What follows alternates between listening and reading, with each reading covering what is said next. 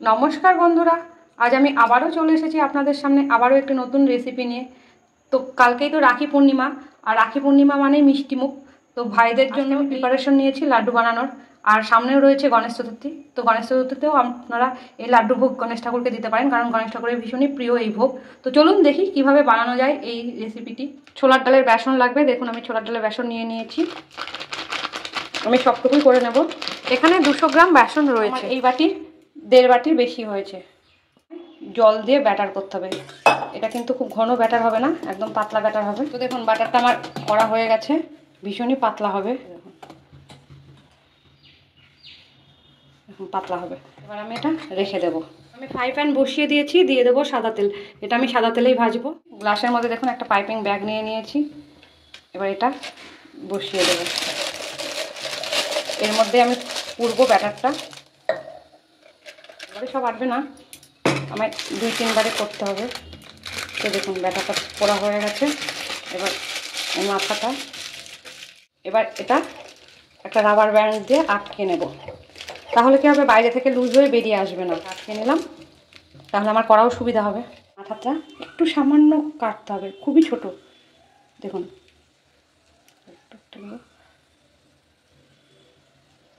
এরকম পিচকিরির মতন বেরোবে, তবে এটা হবে। দেখেন কিরকম পিচকিরির মতন বেরোচ্ছে। গরম হয়ে গেছে, এবার আমি এটা দিতে থাকবো।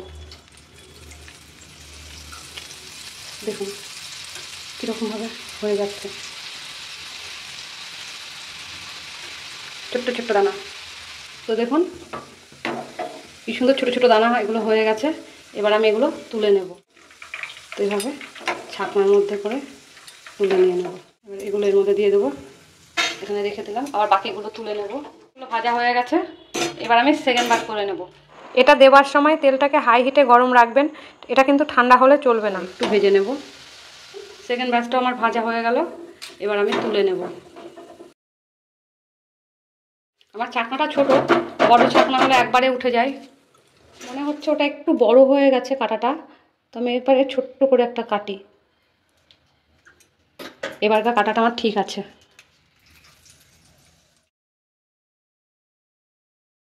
হাতা দিয়ে যদি তুলতে না চান তাহলে একটু ফ্রাই প্যানটাকে কাত করে নেবেন। আর দেখুন এইভাবে একবারেই উঠে যাচ্ছে কতটা। ওটাতে দেরি হবে, জাস্ট একটু কাত করে নিয়ে দেখুন কি সুন্দরভাবে উঠে যাচ্ছে। উঠে গেল সহজে, তাড়াতাড়ি।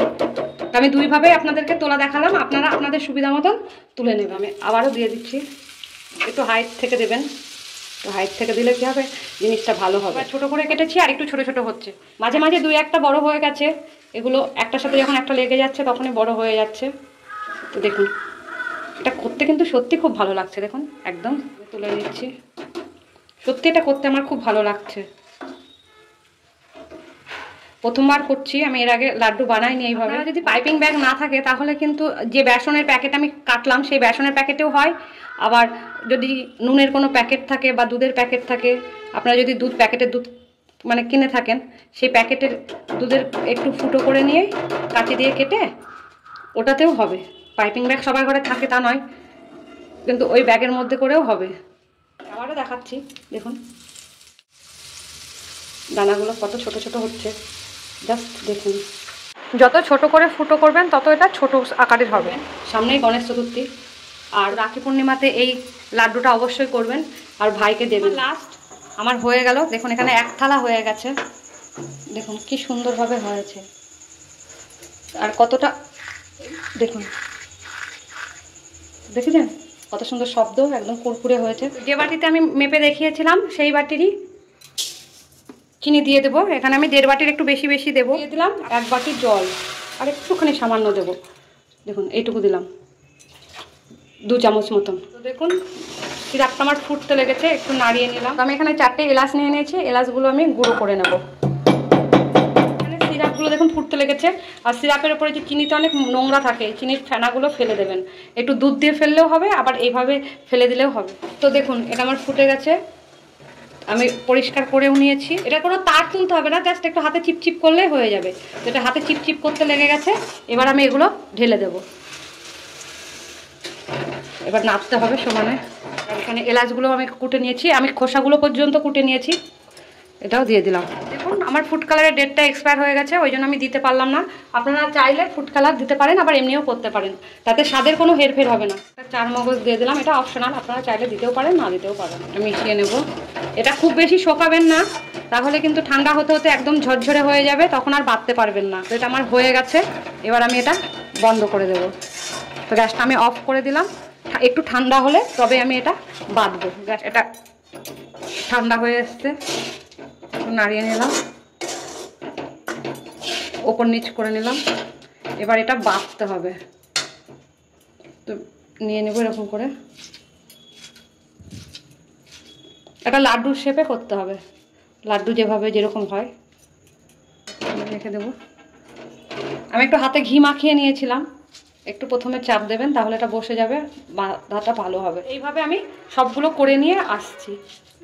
দেখুন কি সুন্দর হয়েছে।